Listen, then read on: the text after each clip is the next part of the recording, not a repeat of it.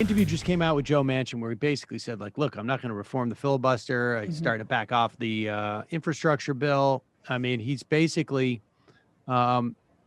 just seems like he is going to be the guy who's going to prevent, or at least attempt to prevent, or at least that's what he's saying, any fundamental sort of structural changes going forward. At the same time, the Republican governor in his state is out there paying people to get vaccinated. Check this out. This is Governor Jim Justice. Used to be Democrat, though. Used to be a Democrat.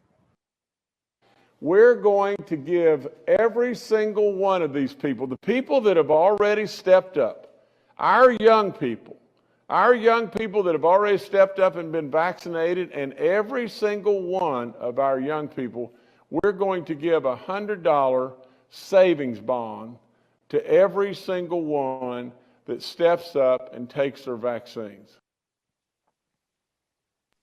Might have been just easier to give them cash instead of a savings bond, but well, they a have saving to bond is going to save them a little money too. I mean, that's it's basically loans. I don't know if it's a West Virginia savings bond or a federal savings bond, but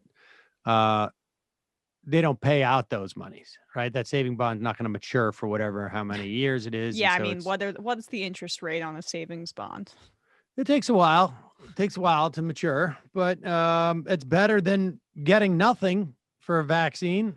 Better than investing in stocks. Here, you get a stock in coal. I agree. I just think nothing. I just, I feel like if they wanted to actually, make this a more direct incentive, you could just give everyone who wants to get vaccinated good, Emma. $100. It does sound good, and I don't think it's that. I mean, I think it's good. Cheaper than pizza. I think it's probably good. Cheaper than pizza. I think cash would be better, but this is going to be, they should be doing this now. Just like, how about savings bond for every child that is born? How about that?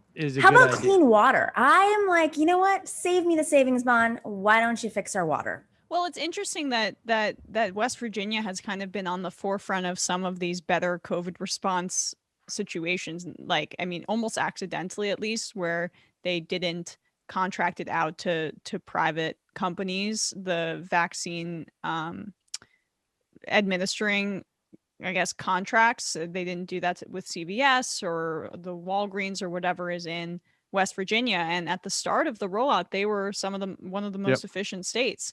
So some odd, I guess, effective COVID vaccine policy coming out of West Virginia. I wonder if that's a result of just the poverty of West Virginia and how many Walgreens and CVS actually, I mean, I'm sure there's Walgreens and CVS in West Virginia, just not as many. Yeah. There's not many at all. And, it's a smaller state. I mean, so the fact of the matter is when you get a state that small, population that small, efficiency is easier. It's just the bottom line, right? There's just not as many. But they did a good job with it. But yes, they don't have the same presence of those chain pharmacies. But it did cut out a lot of, I mean, again, it may have been accidental, but we saw significant issues with the CVS Walgreens types, and at least at the beginning,